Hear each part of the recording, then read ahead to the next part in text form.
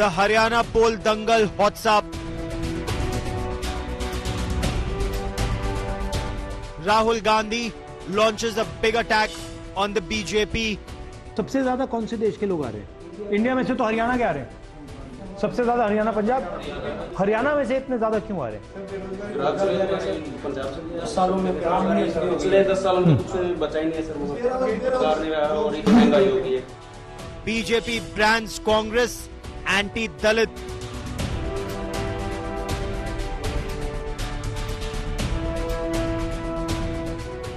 Who has the edge in Haryana?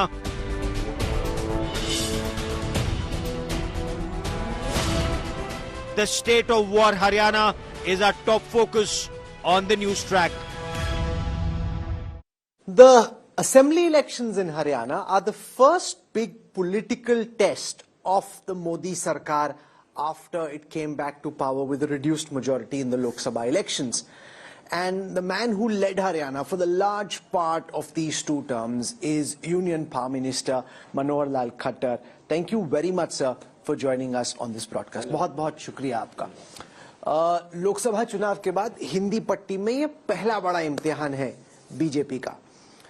आपने ज्यादातर सरकार चलाई, तो क्या आप मानते हैं कि एक तरीके से आपका इम्तिहान है, आपका टेस्ट है कि भाई मनोहर लाल खट्टर अपने दम पे बीजेपी को जिता सकते हैं कि नहीं हरियाणा में इस बार? राहुल जी, ये व्यक्ति का टेस्ट नहीं होता, ये हमारा पार्टी का विचार, सरकार की उपलब्धियां सब मिला करके, और हम जब जनता को बताते हैं तो जनता किस प्रकार का रिस्पांस करती है, वो एक सामूहिक जिम्मेवारी के नाते से हम काम करते हैं, चाहे वो सरकार आने की बात हो चाहे ना आने की बात हो।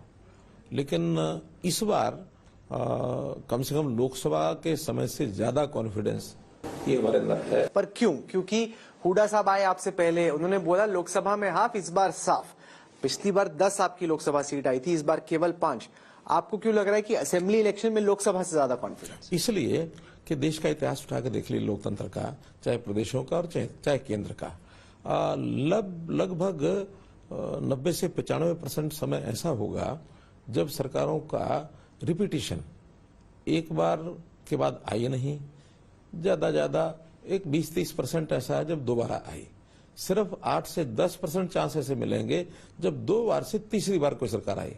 गुजरात में आई भारतीय जनता पार्टी की सरकार, मध्य प्रदेश में आई भारतीय जनता पार्टी की सरकार, केंद्र में भी या तो नेहरू जी की 3 बार सरकार आई थी और या फिर मोदी जी की सरकार अब आई है।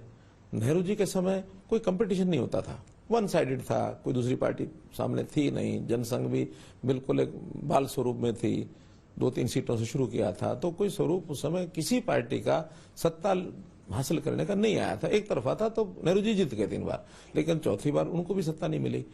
मोदी जी की सरकार तीसरी बार आना केंद्र में अपने आप में एक देश की जनता, प्रदेश की जनता, सब लोग देखते रहे, क्योंकि उस समय सबको लगता था कि 2 बार के बाद तीसरी बार आने का मतलब नहीं। आपने कहा कि असेंबली में कॉन्फिडेंस लोकसभा से ज्यादा है, वो कैसे? इसीलिए बता रहा हूं कि लोकसभा में तीसरी बार सरकार बीजेपी की आएगी कि नहीं आएगी, कांग्रेस की सरकार ना आ जाए, अधिकांश लोगों को संशय, शंका ये बनी हुई थी, और उसी के कारण से सीटें हमारी कम हुई।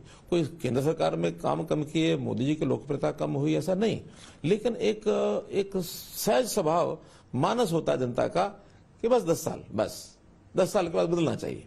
ये अधिकांश समय पर बिना किसी कारण के तीसरी बार सरकार नहीं आती है। हमारी सरकार की संख्या उस समय कम हुई, यानी केंद्र सरकार में। एक फैक्टर ये भी था कि तीसरी बार क्यों, कोई कारण नहीं है, लेकिन तीसरी बार क्यों। अब चूंकि वो कारण लोकसभा में था, तो वहां अगर सरकार आ सकती है तो हरियाणा की जनता भी उस मानस में है कि तीसरी बार भी हरियाणा की सरकार आ सकती है, केंद्र में आई है। एक दूसरा जो मैंने पहले बताया कि हरियाणा का इतिहास रहा है कि 1966 से लेकर के और 2024 तक 78 ईयर्स, इसमें 2 साल 1987 से लेकर 89 तक जब केंद्र में कांग्रेस सरकार की थी और यहाँ चौधरी देवलाल जी की सरकार थी, उन 2 सालों को छोड़ करके हरियाणा का इतिहास है कि 76 साल में जिसकी सरकार केंद्र में रही है उसकी सरकार प्रदेश में आई है। 20 का आप उठा के देख लीजिए, 2004, 2009, 2014, 2019। अब 2014 में केंद्र में अगर भारतीय जनता पार्टी की सरकार आई है तो वो शंकाएं अब खत्म हो गई हैं, इसलिए लोकसभा से भी अब हमको आसान लगता है कि हरियाणा में तीसरी बार। बहुत बड़ा फर्क है, लोकसभा में मोदी जी का चेहरा था, इस बार तो लोकलाइज्ड है इलेक्शन, स्टेट इलेक्शन है ये। जब मोदी जी के चेहरे पे आपके केवल 46% वोट आए और आप 12% डाउन हो पिछले लोकसभा से, तो जब मोदी जी टिकट पे नहीं है तो लाजमी तौर पे आपका वोट बैंक तो पहले से कम ही होगा।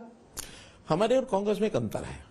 कांग्रेस में केंद्र में चेहरे कुछ अलग होते हैं, प्रदेशों में चेहरे अलग होते हैं। भारतीय जनता पार्टी में केंद्र का जो चेहरा होता है, प्रदेशों में वो चेहरा काम करता है।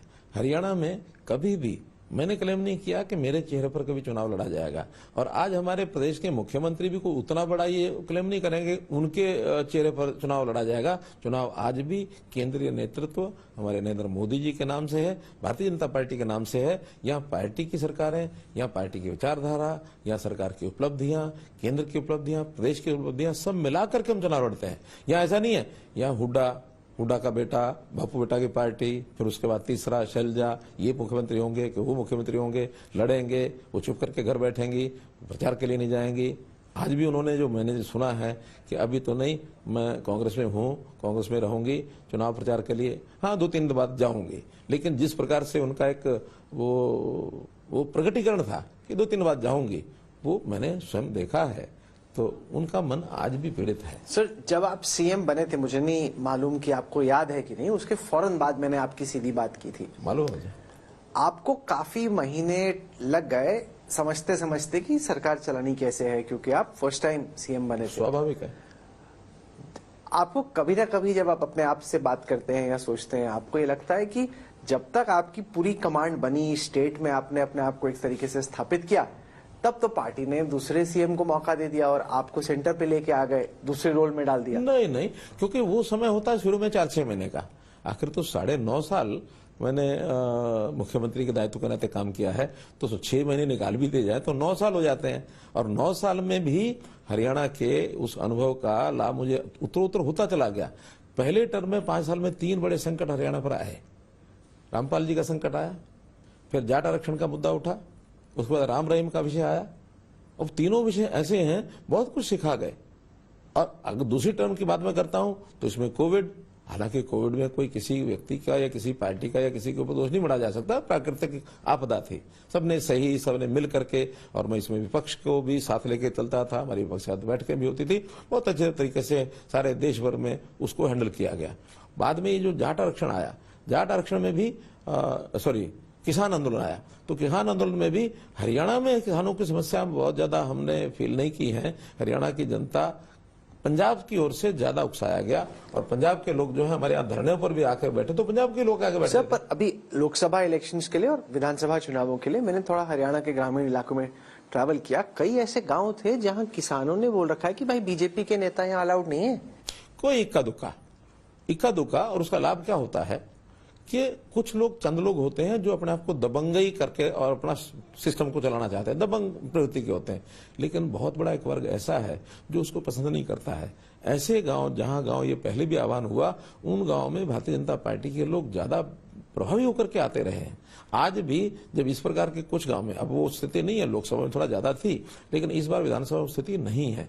आज हरियाणा के गांव में भी किसानों को भी पता लग गया है कि सरकार तो आखिर बीजेपी की आएगी, तो क्यों ज्यादा पंगा। आपने अपने मैनिफेस्टो में 24 क्रॉप्स पर एमएसपी प्रॉमिस किया है, तो ये तो आप 10 साल से चुनाव आप सरकार चला रहे थे, पहले ही कर देते। ये तो कांग्रेस ने मैनिफेस्टो में डाला, आपने कॉपी कर लिया। नहीं, कोई नहीं, कांग्रेस ने एक महीने डाला। ये कांग्रेस कह रही है हम लीगल गारंटी करेंगे एमएसपी को। मैं कहता हूं हमने तो पहले से, उनसे पहले घोषणा कर दी। कांग्रेस ने जब मैनिफेस्टो लाए, इससे पहले 2-2.5 महीने पहले सरकार ने कैबिनेट में फैसला किया कि हम 24 की 24 फसलें जो है। और पहले क्यों नहीं किया 10 साल पहले? किसान तो कब से मांग रहे हैं। जब आवश्यकता, देखिए पहली बात तो यह है कि हमारी जो फसलें हैं, गेहूं, धान, ये केंद्र की ओर से प्रोक्योर की जाती है। गन्ना सारा हमारी शुगर मिल है, चाहे प्राइवेट है चाहे सरकारी, वो पहले से खरीदती हैं। कपास, ये भी सेंट्रल सीसीआई के माध्यम से खरीदा जाता है। बाजरा और मक्का, ये 2 फसलें ऐसी हैं जिसकी डिमांड उठती थी। हमने बाजरा 4 साल से और खरीदना शुरू किया, और बाद में भावांतर बुराई योजना शुरू की। केवल मक्का की फसल हम कह सकते हैं कि जो पहले नहीं खरीदते थे, बड़ी मात्रा में मक्का खरीदा जाएगा। बाकी फसलें जो हैं वो बड़ी मात्रा में नहीं होती हैं, वो तो जितनी हमको आवश्यकता है उतनी भी नहीं हो पाएंगी, और जो होंगी क्योंकि केंद्र की ओर से वो नहीं खरीदी जाती, प्रदेश खरीदेगा, कंजम्पशन करेगा, हमारे पास जो आएंगी, हम चाहते हैं कि दालें ज्यादा हो, तेलन ज्यादा हो, धान को लोग न बोएं। धान को न बोने के लिए अगर किसी ने स्कीम दी है तो हरियाणा सरकार ही है जिसने सबसे पहले स्कीम दी। सर, एक है किसान, दूसरा है पहलवान। पहलवान भी बड़े परेशान है, खासतौर से विनेश फोगाट का जो मुद्दा इतना बड़ा बना। जब हम ट्रैवल करते हैं तो लगता है कि युवाओं में और खासतौर से महिलाओं में उनका जो इशू है, लोगों को लगता है ये बड़ा बुरा हुआ जब बीजेपी ने साथ नहीं दिया हमारी पहलवान का। देखिए, जहां तक युवाओं का विषय है, हरियाणा का युवा खुश है। हरियाणा के युवा की स्किलिंग हो रही है, हरियाणा के युवा की शिक्षा हो रही है, हरियाणा के युवा को रोजगार मिल रहा है, हरियाणा के युवा को ईमानदारी से जो नौकरियां मिली हैं उससे युवा बहुत प्रभावित है। गांव में ये हमारा विषय बिना खर्ची बिना पर्ची का, ये जैसे कहते हैं ना जादू सिर चढ़ के बोले, इस प्रकार का बोल रहा है। एक जमाना था अच्छी पढ़ाई लिखाई करने वाला युवक, उसको भरोसा नहीं था कि पढ़ने के बाद मुझे कुछ नौकरी मिलेगी। आज नौकरी जिसको मिलती है, जो कम पढ़ा लिखा है उसको भी विश्वास होता है कि नहीं भी पढ़ाई अगर अच्छा कर लेता तो मुझे भी नौकरी मिल जाती, मैं भी आगे पढ़ता हूं। पढ़ाई का वातावरण बन गया है। इस नाते से युवकों में किसी प्रकार का कोई रोष नहीं है। खिलाड़ी प्रसन्न है, केवल कुछ खिलाड़ियों ने राजनीतिक तौर पर कुछ इश्यूज को उठा करके राजनीति करने का मंसूबा किया है। राजनीति का आखिर हमारे साथ भी खिलाड़ी हैं, हमारे साथ अभी तो अभी खिलाड़ी जो है, हम भी तो चुनाव लड़ा रहे हैं। तो विनेश को आप क्यों नहीं हैंडल कर पाए? आखिर तो कोई किसी के मन में राजनीतिक महत्वाकांक्षा आ जाए। आपने बोला कि वो कांग्रेस की बेटी है, आपके नेताओं ने। कांग्रेस में अब जाकर चुनाव लड़ी रही है ना।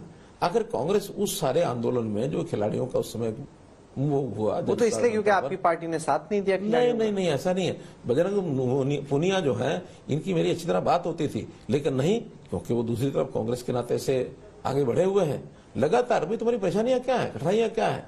ना जी, बस कुछ नहीं जी। आप मानते हैं कि इससे थोड़ा माहौल बिगड़ा है बीजेपी के लिए? नहीं, क्योंकि जब यह राजनीति में ना आते शायद लोग शंका करते खिलाड़ियों के साथ कुछ हो गया, खिलाड़ी ऐसा क्यों बोल रहे हैं। लेकिन जब कोई किसी प्रकार का ऐसा विषय करके और सीधा सीधा राजनीति में प्रवेश करता, लोग समझ जाते हैं कि इसका कोई फर्क नहीं पड़ना। क्योंकि आज भी सब खिलाड़ी जो मेडल लेकर के आए हैं, सब हमारे पास आते हैं, सब हमारे से अपनी बात करते हैं। खिलाड़ियों को मैंने पीछे, हमारे एक सुमित नरवाल हैं, असंध के खिलाड़ी हैं, बड़े अच्छे खिलाड़ी हैं, वो मेरे पास जब मेडल लेकर के आके सभी खिलाड़ी मेडल लेने वाले वो सारे मेरे पास आए। सर, जब ओलंपिक के फाइनल में विनेश फोगाट नहीं खेल पाई, भाजपा की सरकार ने ये घोषणा की कि उसको जो चैंपियन के नाते अवार्ड्स बनते हैं, राशि बनती है, हम सब देंगे। विनेश फोगाट अब कह रही मुझे कुछ मिला ही नहीं। देखिए, कुल मिलाकर के उस समय का जैसा मुद्दा बना था कि शायद उसके साथ कुछ गलत हो गया होगा, लेकिन अब जो उनकी कमेटी ने ये कहा है कि भी हाँ, इसकी जो कुछ बातें इसने गलत की हैं, या जो इस प्रकार का जो एक गलत ढंग से उसका वेट दिखाया गया, या उसको लड़ने के लिए आगे एक बार 53 किलो में खेलती हैं, फिर 50 किलो में खेलती हैं, सारे समाज की आवाज ये थी कि भी इसमें से वो अगर मेडल लेती तो उसको कुछ ना कुछ मिल सकता था। ठीक है, घोषणा की, हम दे देंगे। अब देंगे तब जब ये चुनाव हो जाएगा, सरकार आ जाएगी, तो हम देंगे, क्यों नहीं देंगे? नहीं, आपके मौका था, आप दे देते, फिर तो लगा ठगी होगी विनेश। वो लेने के लिए कहाँ आ गई? वो लेने के लिए आपने भी दिया नहीं, उसने कहा ही ना है। वो आखिर किसी को देने के लिए हम कहते हैं, कोई आए तो सही कि मेरा कुछ बनता है, इसलिए आप भी तो दे सकते थे। आउट ऑफ द वे जाकर के घोषणा की गई, उसको अगले निकारने के लिए तैयार है। वो अगर ये तैयार ही नहीं है इस बात के लिए, तो फिर काहे को हम पीछे पड़ेंगे? जिसने इसको इस प्रकार का एक मुद्दा बनाया, उसने भी एक बार तो ये नहीं कहा कि नहीं, मैं धन्यवाद करती हूँ हरियाणा सरकार का जिन्होंने मेरे लिए किया है। वो तो पहले दिन से ही कांग्रेस के चंगुल में जाके फंस गई। उसने अपने आप को राजनीतिक तौर पर इतना आगे बढ़ा लिया कि सहानुभूति सारी खत्म हो गई। अब कुछ नहीं मिलेगा उसका? ऐसा नहीं मिलेगा। आखिर घोषणा की है, वो आके कहेंगे तो उनको देंगे। अगर कहेंगे तो और क्या करेंगे? आखिर तो एक आउट ऑफ द वे जाकर के सहायता करने की बात है, वरना मेडल जो लेके आते तो कुछ भी हो उसका तो अधिकार बनता है। उसके बिना अधिकार के कारण से घोषणा की गई, इतनी कर्टसी तो दिखाएगी ना कि हाँ भी आपने घोषणा दी तो मुझे दो। और वो एक तरफ तो गालियां दे, राजनीतिक मंच पर जाकर के विरोध करे, और दूसरी तरफ हमारी सहानुभूति जो हमने दिखाई है उसको एनकैश भी ना करे। अर्थ क्या उसका? फिर भी अगर वो कहते हैं कि आपने घोषणा की है तो देंगे। तीसरा मुद्दा है जवानों का। अग्निवीर स्कीम एक बड़ा फैक्टर है। लोकसभा चुनाव में भाजपा के बड़े मंत्रियों ने कहा कि हम इसको रीअसेस कर रहे हैं, देखते हैं कि क्या कर सकते हैं। लोकसभा चुनाव के साथ लगा कि कुछ हरियाणा से पहले कर देंगे, पर कुछ चेंज तो किया ही नहीं आपने। देखिए, अग्निवीर मैं मानता हूं एक बहुत अच्छी योजना है, आर्मी के लिए योजना। आर्मी के सभी जितने बड़े बड़े अधिकारी हैं उनके साथ परामर्श करके और एक सहमति से ये योजना बनाई गई, और इस योजना के माध्यम से जो लाभ होने वाले हैं, आखिर तो जितनी आर्मी में लोग जाने हैं उतने तो वहां जाने ही हैं, उससे और 3 गुना ज्यादा यानी 4 गुना लोग जाएंगे, एक हिस्सा आर्मी में रहेगा और उसके 3 गुना हिस्सा समाज में एक डिसिप्लिन्ड फोर्स के व्यक्ति के नाते से वो समाज में उनको काम करने का मौका मिलेगा। पर अगर नौकरी नहीं मिलेगी तो फ्रस्ट्रेशन बढ़ेगी, फ्रस्ट्रेशन बढ़ेगी तो क्राइम बढ़ सकता है। नौकरी की गारंटी है सर, गारंटी तो केवल 10% के लिए है। नहीं, हमने हरियाणा में तो पूरी गारंटी कर दी, पूरी गारंटी। जो भी रह जाएगा हरियाणा गारंटी उसको नौकरी मिलेगी, जो उसकी योग्यता है उसके हिसाब से उसको नौकरी मिलेगी। पर ये भी है कि अगर चलो बीजेपी अगर हार गई हरियाणा में तो आप तो 5 साल अभी हो सेंटर में मिनिस्टर। नहीं, ऐसा कोई विषय नहीं होता। बीजेपी जीतेगी, पहली बात तो कोई हारने का कारण नहीं है, और बीजेपी जीतेगी तो जो दायित्व जिसके जिम्मे लगा वो कर रहे हैं। मुख्यमंत्री का नाम तय हो गया, मंत्री जो बनेंगे बनेंगे। 2 चुनाव पहले जब मैंने आपका इंटरव्यू किया था और अब आप सवाल तो वैसे ही हैं, लेकिन आपके जवाब देने के तरीके पहले से अब बहुत अलग हैं। आपने हमें वक्त दिया खट्टर साहब, आप लोगों ने मुझे सिखा दिया। नहीं, बहुत बहुत फर्क है उसमें। मेरे को याद है पहले आप थोड़ा सा हिचक के छोटे छोटे जवाब देते थे, अब एकदम आप धड़ाधड़ खुल के अब छोटे छोटे जवाब हुड्डा जी देते हैं घबराए हुए।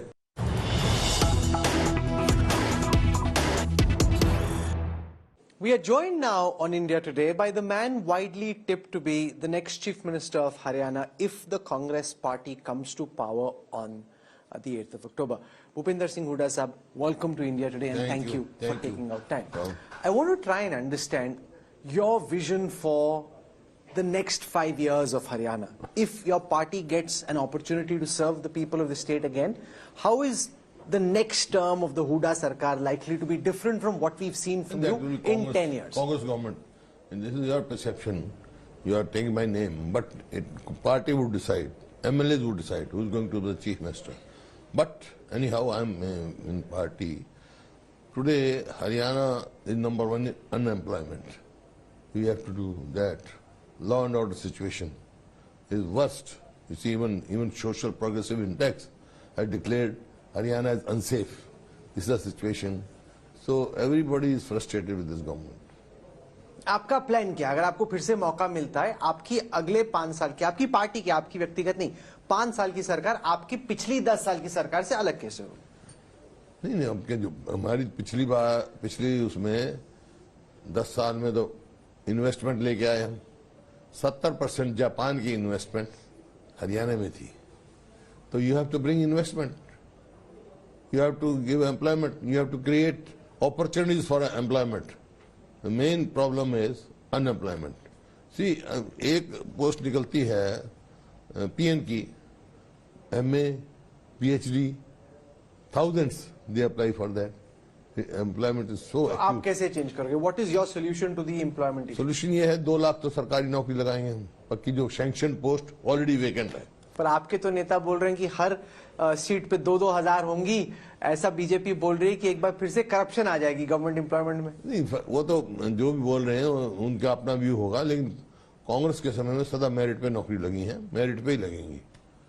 बाकायदा टेस्ट होता है, मेरिट बनती है, इंटरव्यू होता है। वो किस कंटेक्स्ट में बोल रहे हैं, मैंने एक से पूछा तो किस कंटेक्स्ट में बोल रहा है? वो 2 लाख को डिवाइड कर रहा है जितने नंबर ऑफ वोटर्स है, इस हिसाब से।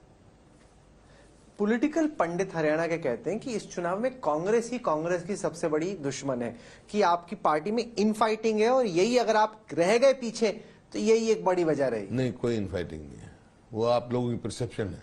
बाकी देखो, कोई भी परिवार भी हो, संस्था हो, जो भी उसमें काम करते हैं, मतभेद हो सकते हैं किसी बात पे, मनभेद नहीं है हमारे। सर, जहां पे आप बैठे हैं, सुबह कुमारी शैलजा जी बैठी थी, उन्होंने 3-4 चीजें पूछी जिसपे मुझे आपका रिएक्शन चाहिए। एक तो उन्होंने बोला कि बैलेंस बना के चलने की जरूरत है। दूसरा, उन्होंने कहा कि सीएम कौन होगा ये बाद में हाईकमांड डिसाइड करेगा। तीसरा, उन्होंने बोला कि हाँ, मेरा जो रिलेशनशिप है हुडा फैमिली से वो तो कॉम्प्लिकेटेड है। मैंने बोला शिव कुमार और सिद्धारमैया साथ में कैंपेन कर रहे हैं, साथ में खड़े, एक दूसरे का हाथ पकड़ रहे हैं, यहाँ पे हुडा और शैलजा जी क्यों नहीं कर रहे? करेंगे, क्यों नहीं करेंगे? आधा चुनाव तो निकल करेंगे, आधा चुनाव करेंगे। अभी कहाँ, अभी तो चुनाव का आना है, देखना आएगा, सब आएंगे। तो अगर कुमारी शैलजा जी देख रही हैं, आपका उनके लिए क्या मैसेज है? उनके लिए, उनके समर्थकों के लिए? नहीं, सब है कांग्रेस के, वो भी अपने हिसाब से कांग्रेस को मजबूत कर रहे हैं, हम भी कांग्रेस को मजबूत करें, मकसद एक ही है।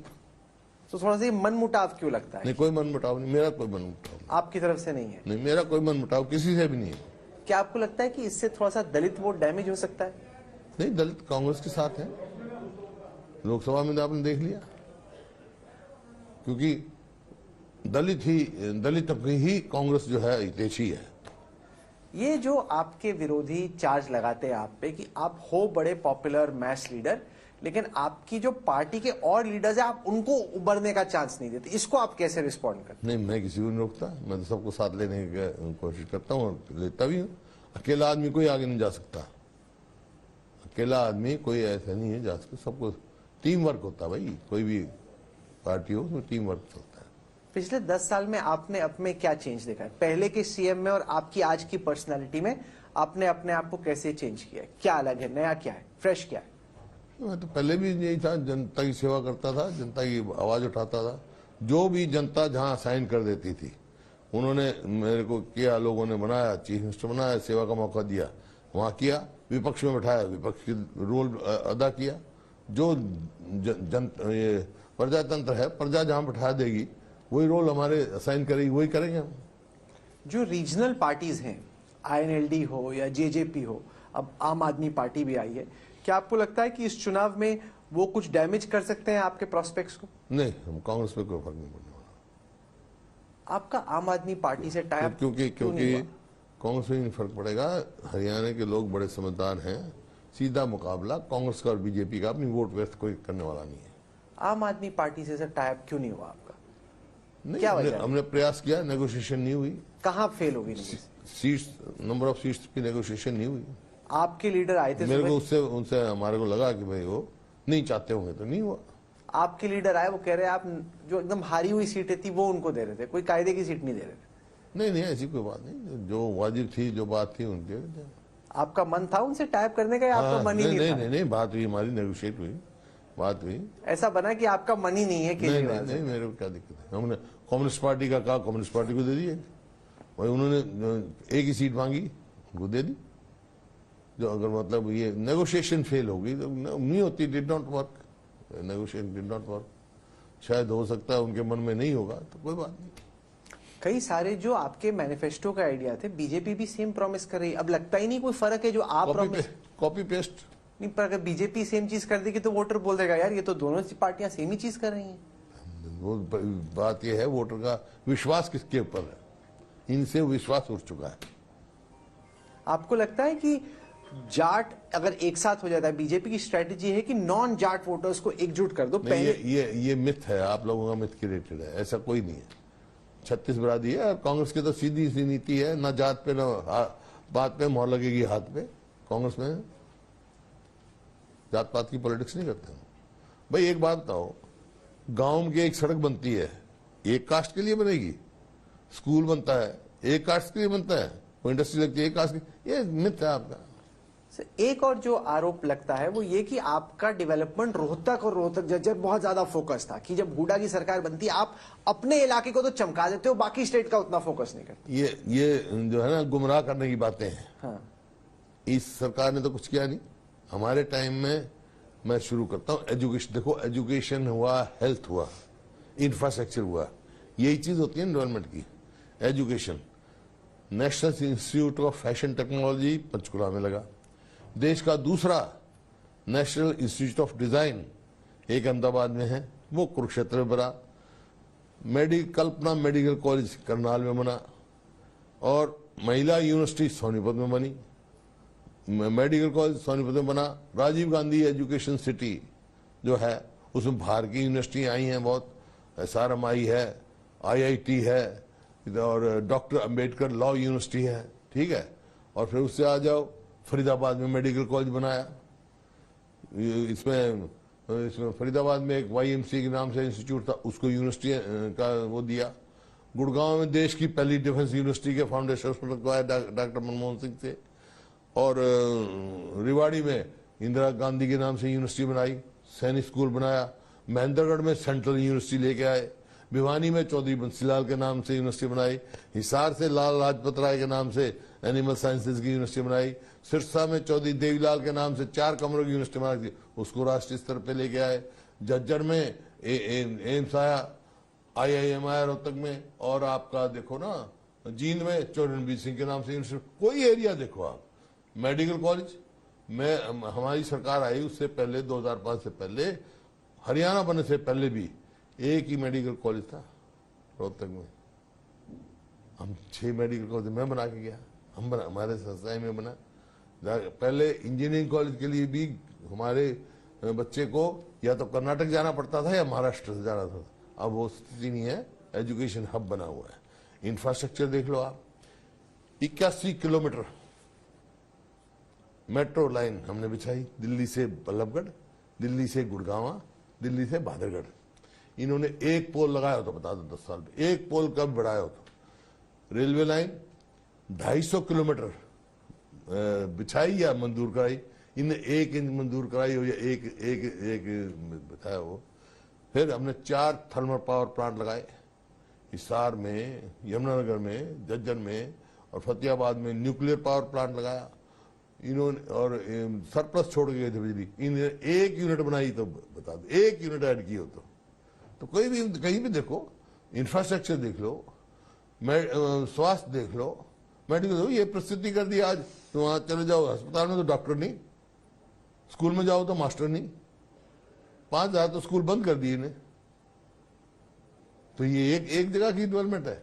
ये बता दें इन्होंने क्या किया, ये बता दें इनकी क्या अचीवमेंट है। एक कोई इंस्टीट्यूट लेके आए हूं।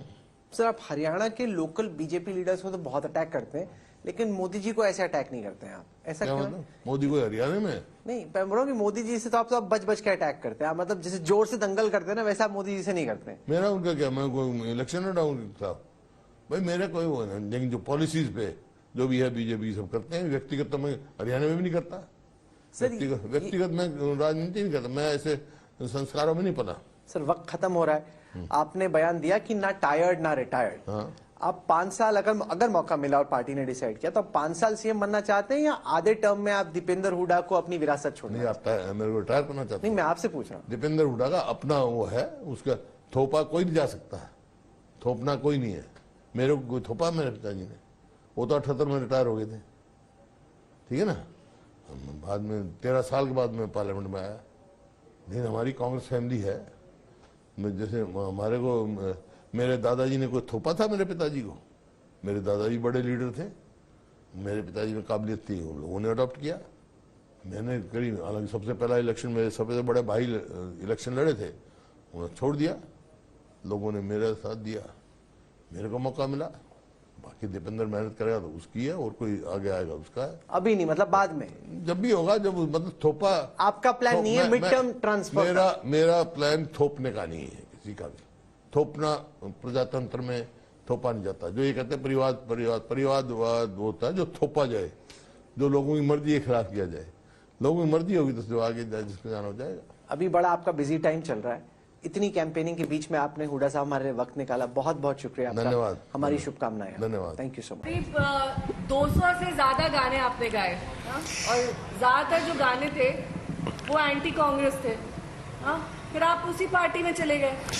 सबसे पहले तो मैं बड़े बड़ों को छक्के छुटवाने वाली देवी को सादर प्रणाम करता हूं। Thank you. जब देश को मोदी जी की जरूरत थी, मैंने मोदी जी के लिए काम किया। जब उत्तर प्रदेश को योगी जी की जरूरत थी, उनके लिए काम किया मैंने। जब हरियाणा में भाजपा की जरूरत थी, मैंने भाजपा के लिए काम किया। आज हरियाणा को कांग्रेस की जरूरत है, इसलिए मैं कांग्रेस का काम कर रहा हूं। पीठ में छुरा घोपा मेरे पीठ में बीजेपी ने मेरे पीठ में छुरा घोपा। 14 साल तक मैं काम करता रहा बीजेपी के लिए। 4 साल पहले झूठे मुकदमे में जेल में डाल दिया, उसके बाद दिल्ली में मुकदमे। क्यों ऐसा आपके साथ हुआ, क्यों हुआ ऐसा? बस मनोहर लाल जी एक ही बात कहते थे कि मोदी भक्त नहीं मनोहर भक्त लिखो, ये मुझे मंजूर नहीं था।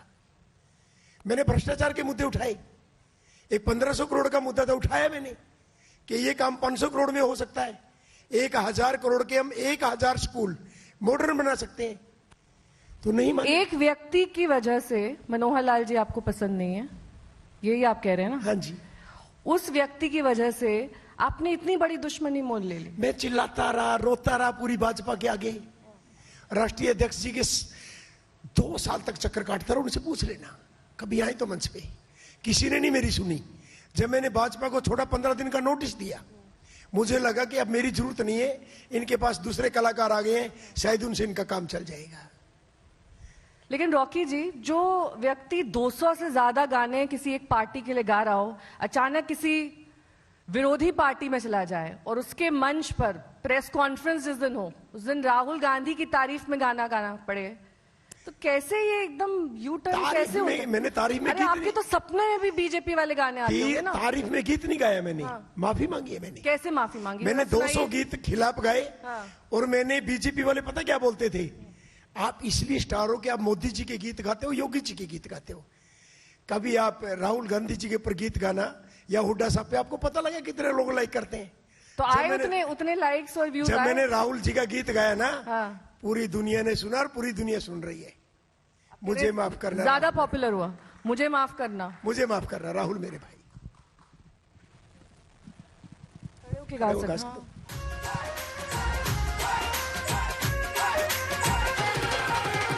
मुझे माफ करना राहुल मेरे भाई, मुझे माफ करना राहुल मेरे भाई। है नफरत फैलाई हमने, तूने मिटाई राहुल मेरे भाई। मुझे माफ करना राहुल मेरे भाई।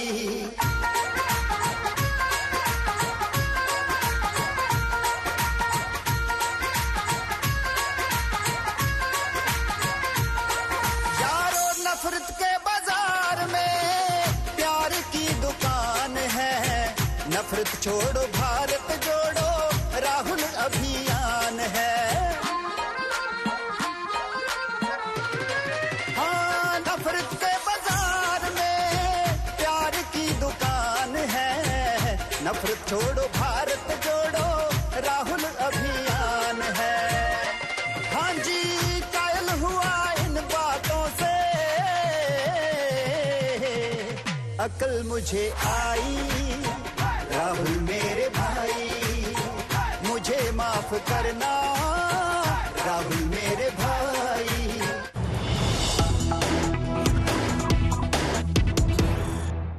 कहते हैं राजनीति में जब दो बड़े फंसते हैं तो अक्सर जिसके हाथ में चाबी होती है वो ये तय कर देता है कि कौन मुख्यमंत्री बनेगा, राज्य में किसकी सरकार बनेगी। और ऐसी ही भूमिका 2019 के चुनाव के बाद निभाने वाले, जिनके हाथ में थी सरकार की सत्ता की चाबी, दुष्यंत चौटाला जी हरियाणा आज तक के मंच पर आए। तो इस बार भी आपको लग रहा है कि एक चाबी लेकर मैं निकला हूं, वो ताला मुझे मिल जाए जिसमें मैं चाबी फिट करूं और फिर तय करूं कि हरियाणा का मुकद्दर क्या होगा।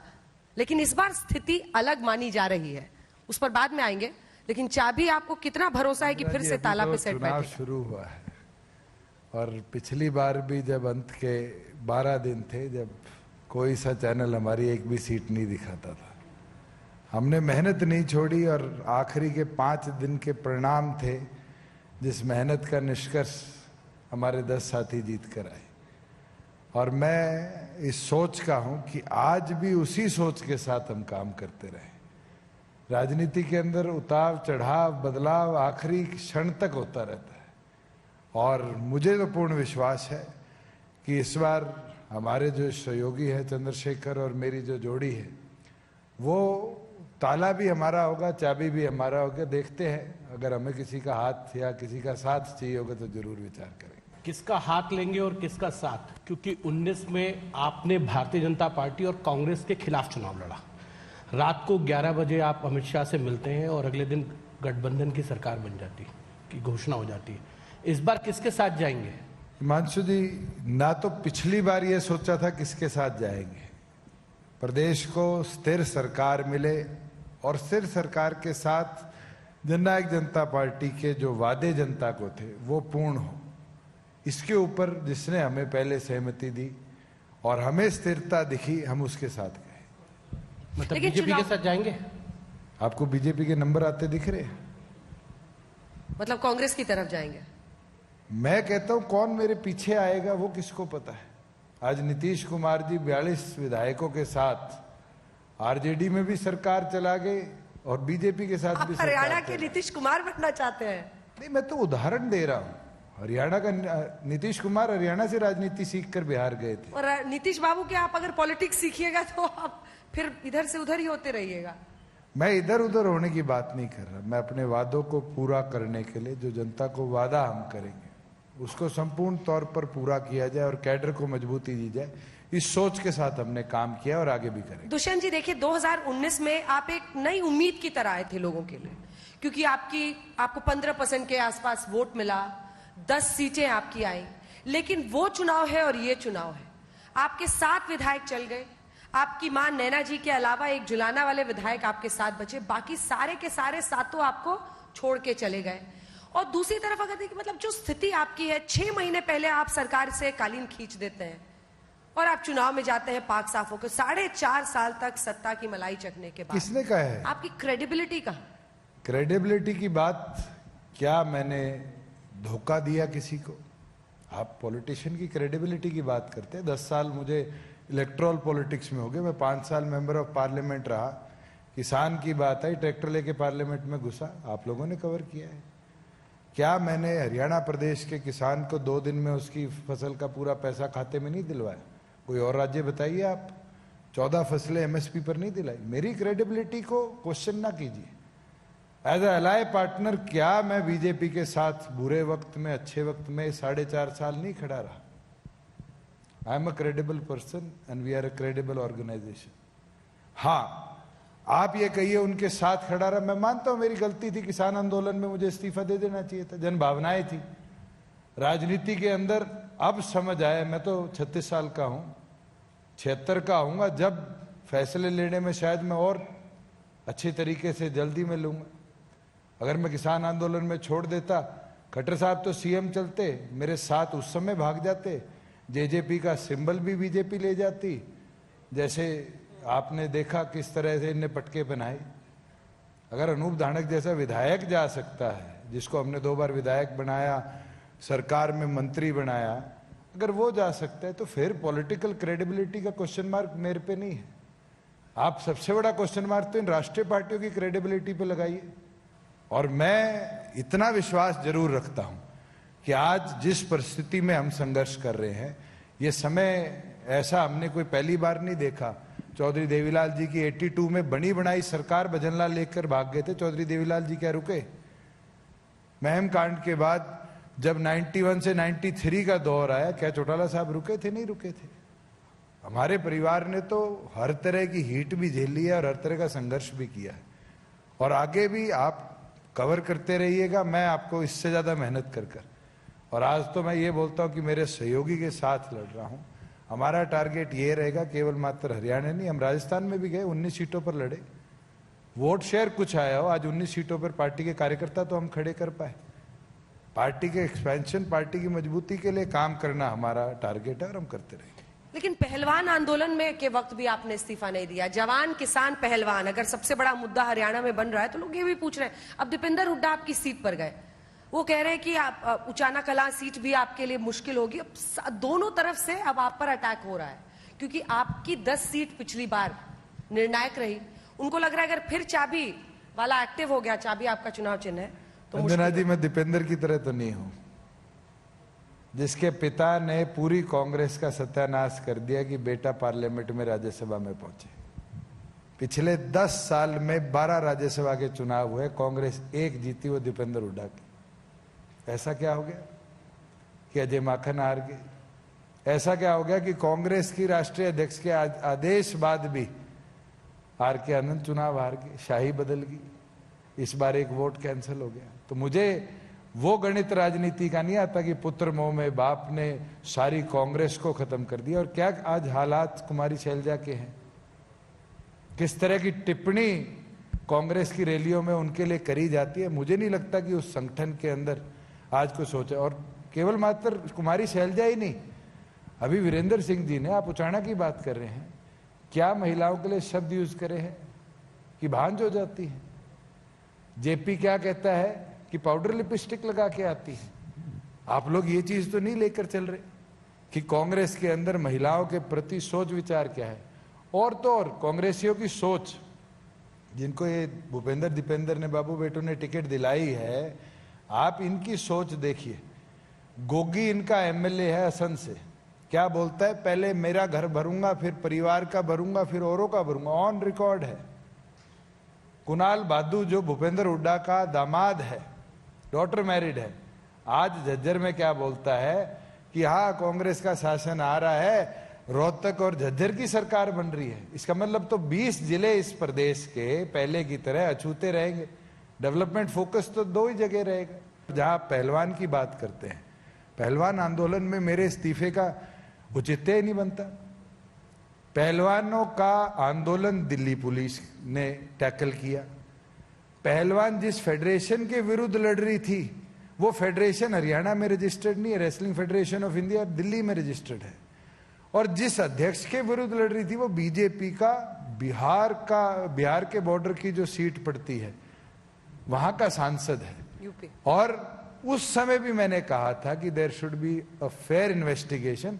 सुप्रीम कोर्ट ने आदेश दिए। बेटी तो हरियाणा की है ना, मतलब देखिए आज बबीता फोगाट यहाँ पर मौजूद है। अंजना जी, आपने दीपेंद्र जी की बात की कि आप वो राज्यसभा, दीपेंद्र को छोड़ दीजिए, मैं आज उसके पिताजी महावीर जी जो ताऊ है इनके, वो कह रहे थे, मतलब विनेश जी के, वो ये कह रहे थे कि जब राज्यसभा उनको भेजना था तब तो भेजा नहीं, लेकिन अब वो कांग्रेस पार्टी के टिकट पर चुनावी मैदान में सामने खड़ी है। आपके पास कभी विनेश आए ये पूछ लेना, जब उसकी नी का ऑपरेशन हुआ था आज से 5 साल पहले, जब उसकी मदद किसने करी थी? सिर्फ एक ऑर्गेनाइजेशन थी, इंडियन नेशनल स्टूडेंट ऑर्गेनाइजेशन, जो हमारा छात्र संगठन है। बच्चों ने कॉलेजों में 5 लाख रुपए इकट्ठे कर दिए थे।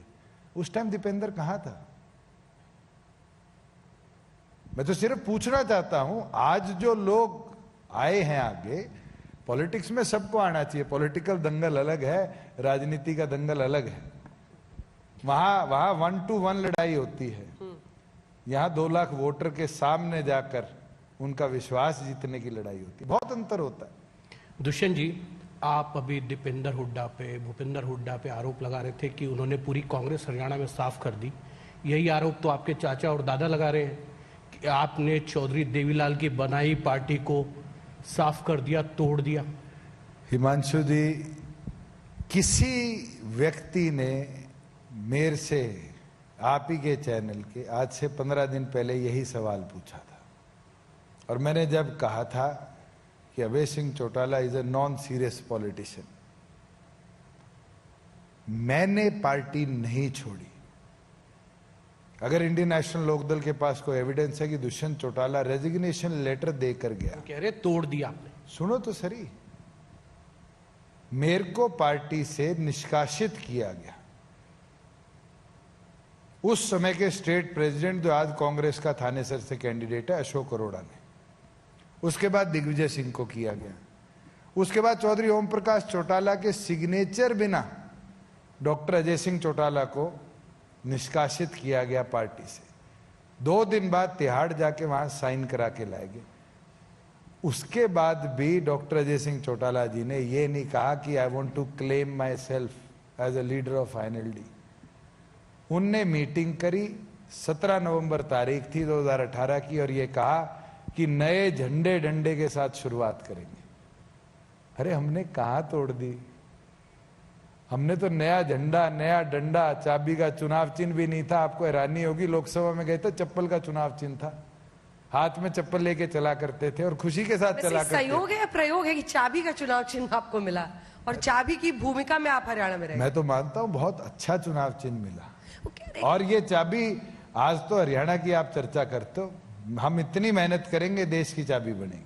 यहाँ पर अलग अलग फैक्शंस वो चाहते हैं कि 20 से 21% जो दलित वोट है वो बटे, और इसीलिए आपने आजाद समाज पार्टी से यहाँ पर अलायंस किया है, जिससे आप दलित फैक्शन अगर कांग्रेस का टूटता है तो बीजेपी को आपको फायदा होगा। ये कांग्रेस का आरोप है, इस पर आपका जवाब।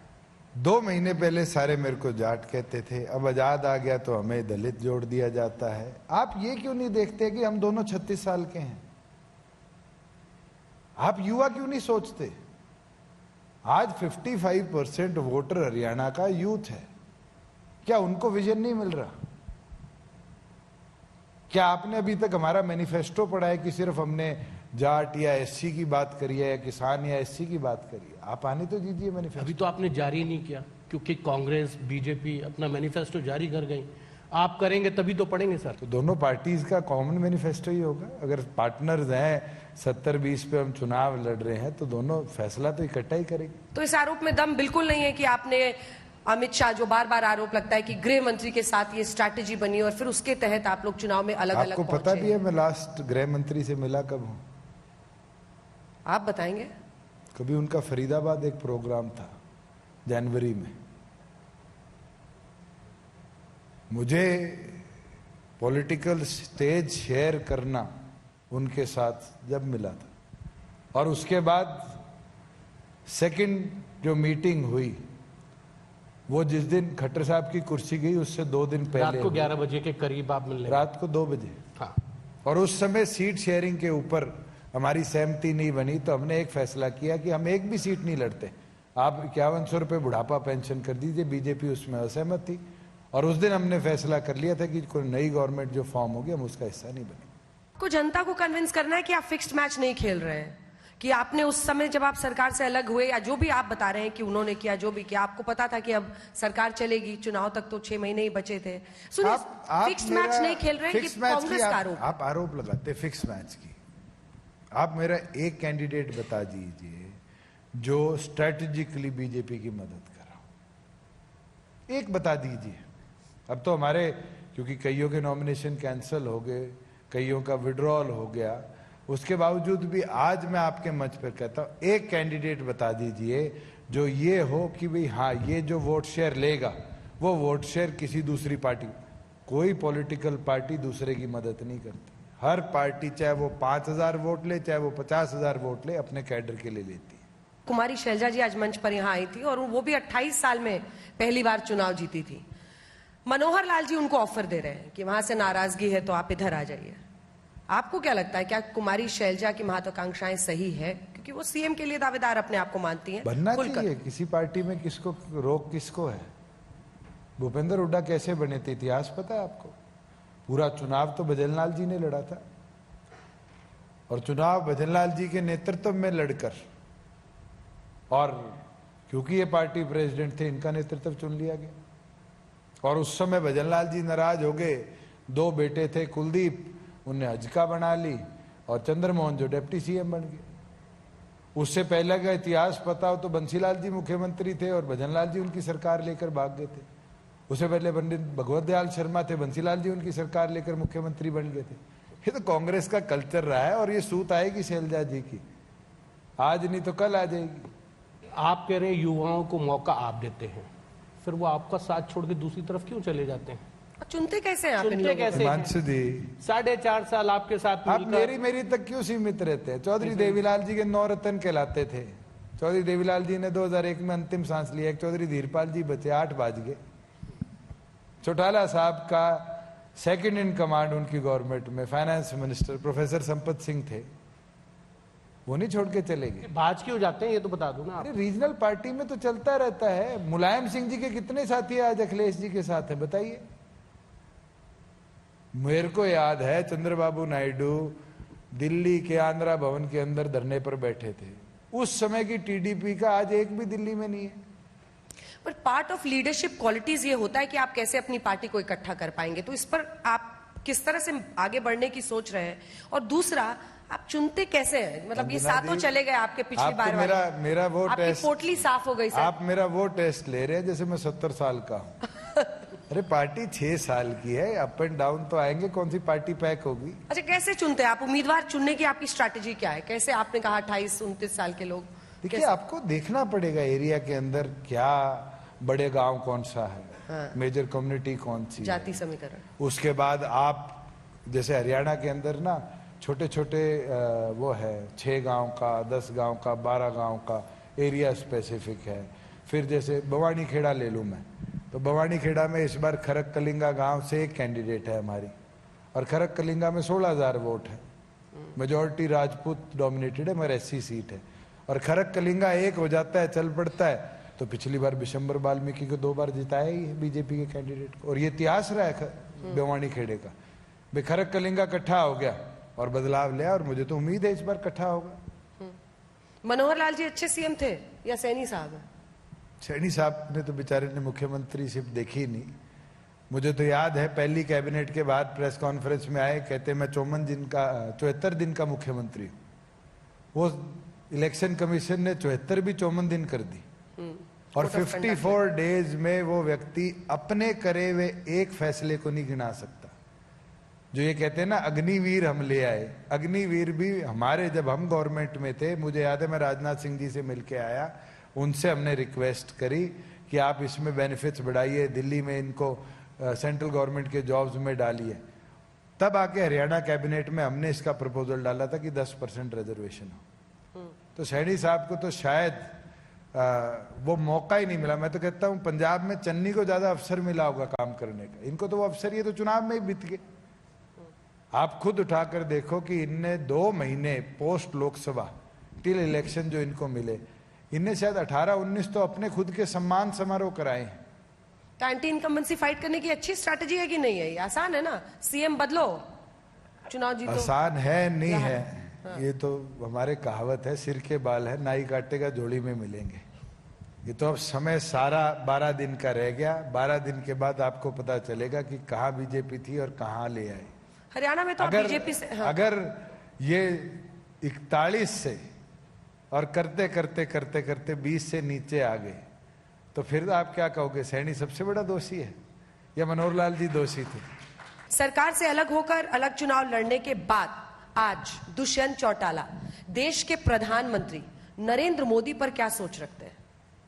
मैं तो एक चीज, कल मेरी किसी आपके प्रेस के साथी से बात हो रही थी, वो कहता जी 17 को उनका जन्मदिन गया। मैं कहा मैं भगवान से उनकी आयु की कामना करता हूं, मगर शायद वो 75वें में घुस गए। तो जैसे अडवाणी जी, मुरली मनोहर जी, उन सबको 75 का एक आरोप वो लगाकर छोड़ा गया था। मुझे लगता है उनको भी विचार करना चाहिए, नया नेतृत्व देना चाहिए देश को। चाचा और भतीजे में लड़ाई है आपके यहाँ, पहले अखिलेश शिवपाल में हुई, फिर चिराग पशुपति में हो गई, आपकी तो बहुत पहले की है। क्या एक होंगे? क्योंकि अखिलेश आप ये कहना चाहते हैं मैं चाचा पीड़ित हूँ?